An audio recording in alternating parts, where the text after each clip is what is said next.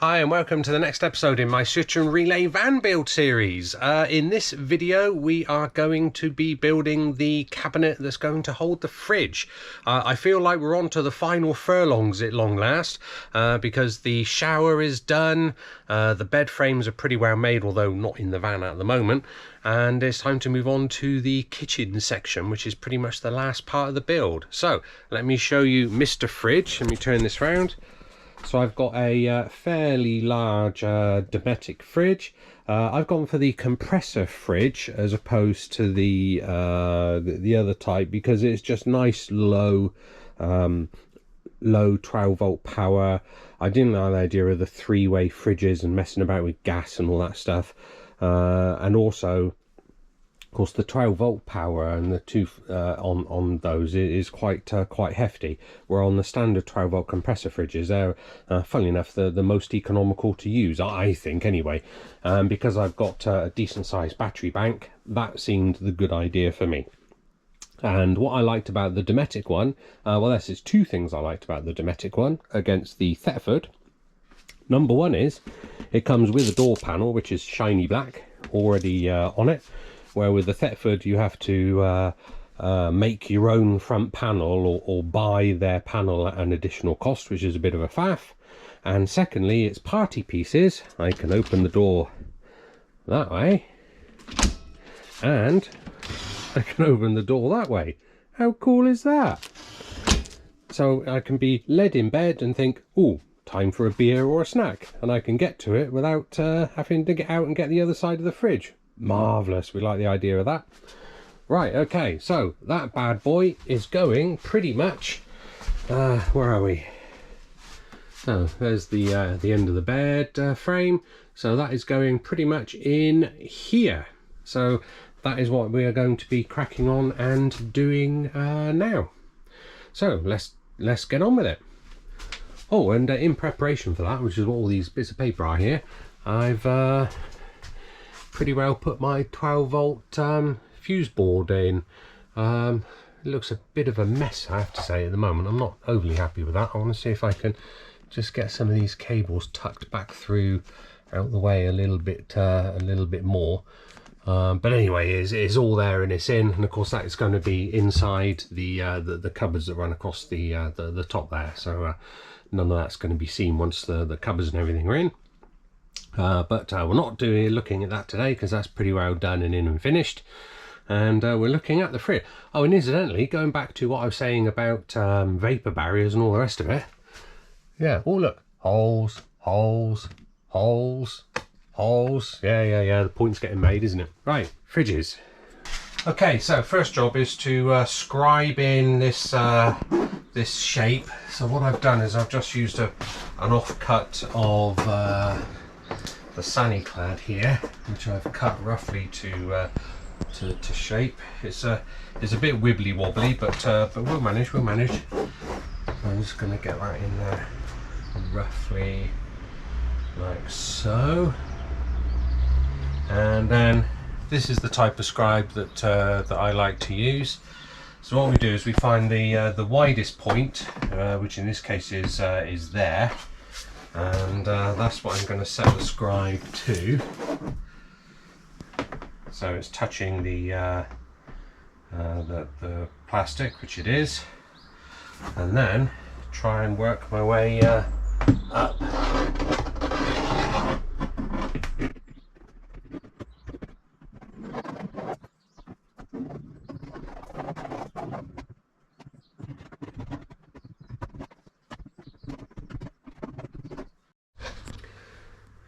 Okay, so from my piece of cladding that I did a very rough cut on, then what I've done is I've fixed two pieces of scrap plywood together to the prescribed height and everything, and I've trimmed round that and been able to sort of offer that in.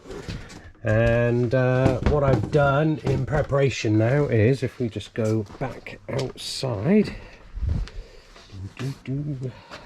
Let's put that down. So over here by the garage I have my two panels. There's one, And there's the other one in behind, all scribed and cut. The back one there's got a big piece missing from the bottom corner because that's where the wheel arch is, and the front one is a full sheet. I've already pocket holed in the relevant places ready to go, and I have grooved the front edge here for the trim, and I have also cut the piece of board which again is grooved on the front here, which is going to be the bottom shelf that the fridge is going to sit on top of. And then this fellow here with the rounded corners is the top shelf, which again is grooved at the top. And when I've put that together, that all makes sense of why there's rounded corners on the front of that one. And so yeah, there we go. It's pretty well ready to start building it together. So let's crack on with that. Oh, incidentally, in order to cuddle this and get a nice finish to it, I've made a purchase. What I had before, excuse the mess in the garage here, but you know, van build in progress and whatnot, I had this really crappy old Bosch circular saw, which has got to be 20 years, 25 years old at least. And I wasn't getting a terribly good cut with that, so went down to my local screw fix because they have an offer on it at the moment, on a 10% offer at the time of recording this, and got myself a plunge saw, and here it is here. So this is an absolutely cracking job. It's basically a circular saw, but it comes with a rail system, which I've got just at the back here. There it is. So you get this rail that the saw sits on into a groove, so it can't move, it can't wobble like that. It's got to go straight because it sits in grooves on the rail here. So you mark your board, you line up the edge with your line, stick the rail on, a couple of little clamps, and your saw just goes straight through, and Bob's your uncle. And that's given me these lovely, nice straight edge cuts all the way around here. And interestingly, this is one that I have cut with the plunge saw. I've got a very good edge on the top and a very good edge on the bottom as well. So that nice sharp new blade is doing the job brilliantly, and there's no tear out on that at all. So even though this Erbauer is Screwfix's own brand and it's the cheap and cheerful one, spotty dog, that's doing the trick lovely. Right, anyway, enough waffling on that. Let's start building this cabinet together.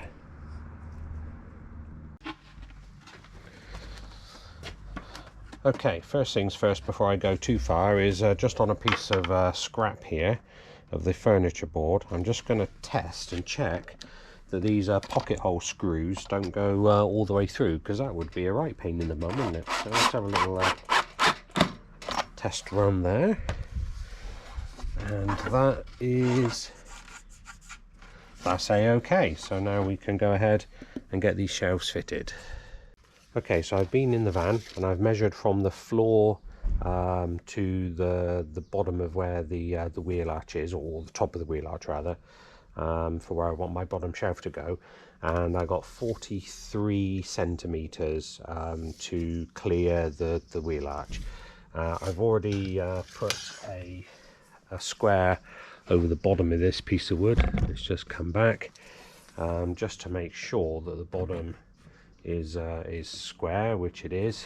And I always like to do that both ways around, just to be absolutely sure, and that's a-okay. So I'm going to measure up 43 centimeters here and do a little mark, 43 centimeters back here, do a little mark, and then join the dots, so to speak.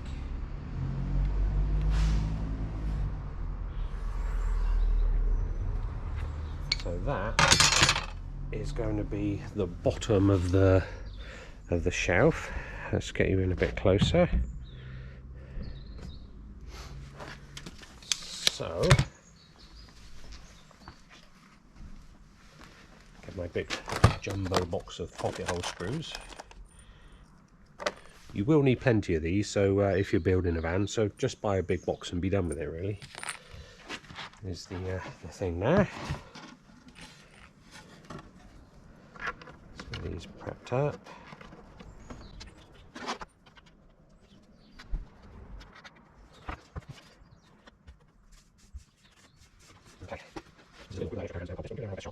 What I'm going to do is just get a couple started just to tag it into position, and then I'll use that square to make sure I'm coming up level.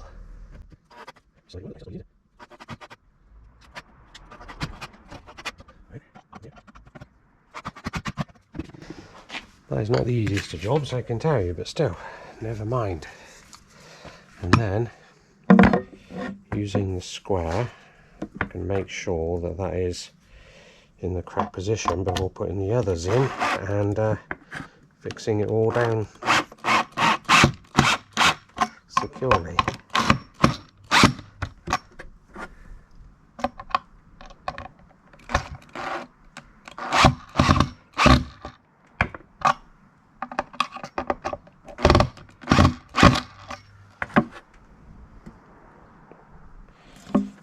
Okay, then I think for a bit of the old belt and braces on that, because this is going to be holding the weight of the fridge up, and those pocket hole screws are only in a little way. Got these little pieces from B&Q, and I'm going to put a couple of extra ones of those in just to give that some extra support. This is going to be in a cupboard underneath, so again this is going to be tucked up out of the way. Screw selection, got my box of screws here, and I think these little tiddlers are going to do the job. But again, before going ahead with that, of course, always double check that they're not going to go right the way through and poke out the other side. They're not, they're fine. So let's get these in as well. Now I don't want to pre-drill these because these screws are so tiddly anyway, but trying to screw through this sort of hard outer laminate is always going to be difficult. So what I tend to use is one of these little fellows. It's just like a little mini screwdriver with a point on the end. So with that you can just basically pierce the formica, the laminate, whatever you want to call it, and then the screws go in considerably easier like that.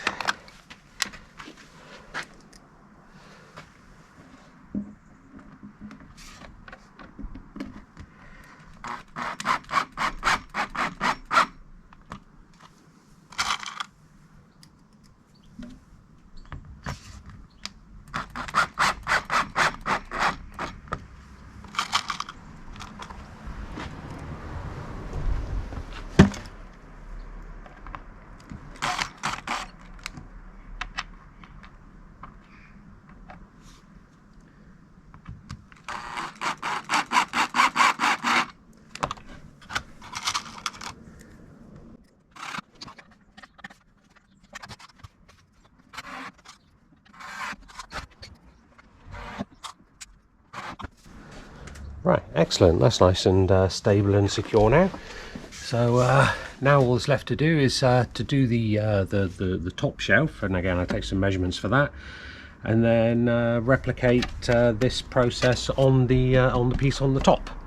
So get the two shelves in. So I'll get on with that, because you know, if you've seen one bracket put in, you've seen them all. And we'll pick this up again once the other shelf is in and the top is on. Right, so I've made some progress. I got both sides on now, and the bottom shelf is in. I got the top shelf in.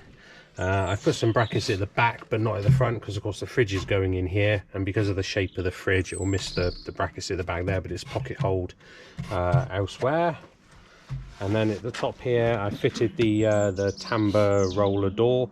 Got a piece bracing strap across the top there just to keep everything square, and that now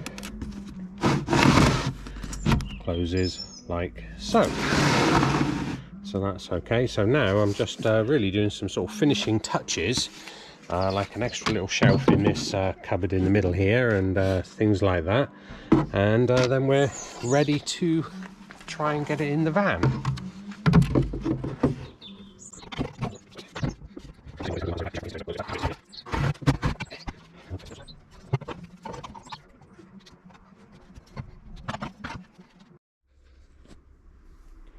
Right, and now we have one cupboard fitted in the van. So just to catch up on where I've got to, the tambour door at the top here, we'll do excuse all the tools and things. So the tambour door goes up and down.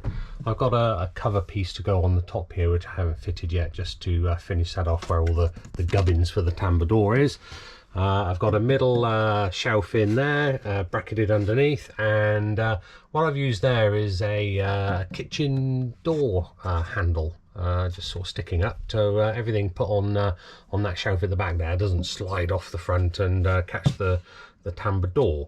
So the top there is pretty well ready. This power here is for a socket that's going to go on the side there, because the purpose of this that I've built with this door that slides down at the back, but also like a shelf on the front here, is for a kettle and toaster. So we're going to have some power in the back here, and then when we're driving, said things can push back into the cupboard to keep them safe. And then when we want to use them, we can just pull them forward onto this sort of shelf at the top here, and plug it in, and away you go. That's the plan anyway. Haven't got the T-trim in yet because I wanted to get the fridge fitted first, just in case that failed on the T-trim. But actually that went in with a couple of millimeters to spare, so that's all good. So really the final job on this is to just get this knock-on trim put in, and job's a winner. And there is Mr. Fridge. Da, da, da. Let me press the button there, and on it comes. So it's all connected together, and away it goes. And then in here, I'm taking all the plastic area. That's the Dometic fridge, icebox at the top. And then its party trick, as I showed you before, is if you're led in bed and you fancy a snack or a beer, it will open that way as well. So that's quite cool. I did like that, I must admit. That was the sort of selling point there, really. And also, like I said before, the Dometic fridge comes with this nice sort of gloss black finish as standard, where the Thetford fridge, albeit a few quid cheaper, you've got to put some kind of decorative panel on the front, because it doesn't come with one, which is a bit weird, but there we are. And down at the bottom here we have another one of my good old kitchen doors to match the rest of the build. So that's had a latch put on, and then we've got a little sort of storage cupboard underneath the fridge in there, and that shuts around like so.